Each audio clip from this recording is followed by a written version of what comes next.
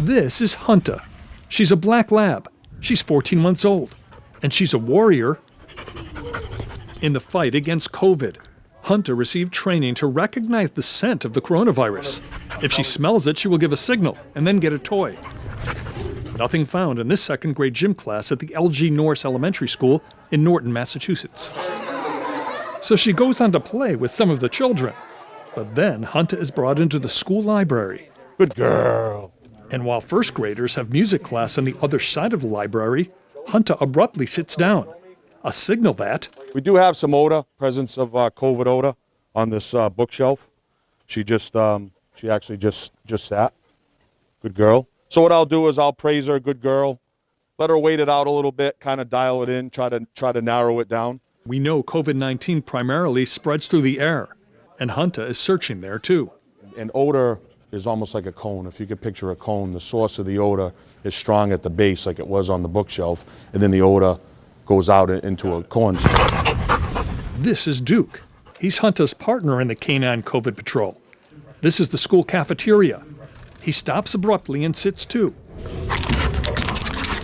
He just found something. And then 2 minutes later. What did he find here? Same thing. So what happens after Duke and Hunter make their discoveries?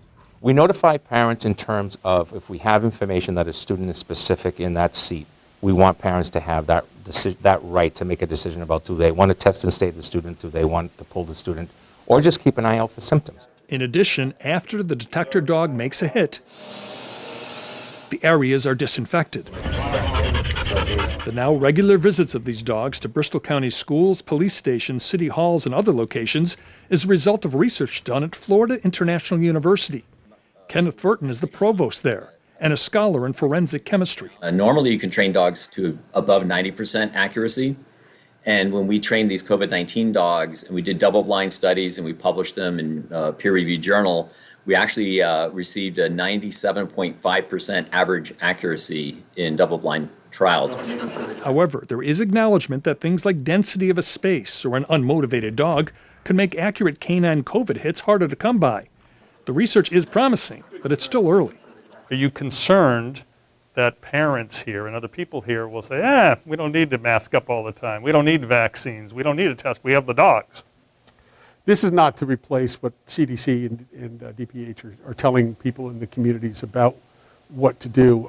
That's a whole part of the science and what they believe is a preventative measure. So this is a way for us to enhance that in a very direct way and be proactive to prevent more people from getting sick, but they should continue to do what CDC is recommending. So basically, the training is the dogs sniff masks that had been positive for COVID-19. Correct.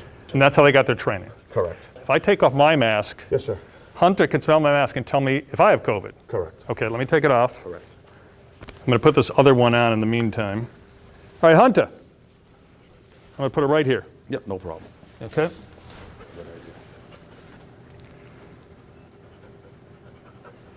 All right, and the fact that Hunter has not sat down means I'm negative, Good, sir. You're which I knew when the day started. All right, Hunter. Like many schools, the numbers of students and staff out with COVID are high. The hope here is that conditions can be made safer with the help of these four-legged warriors.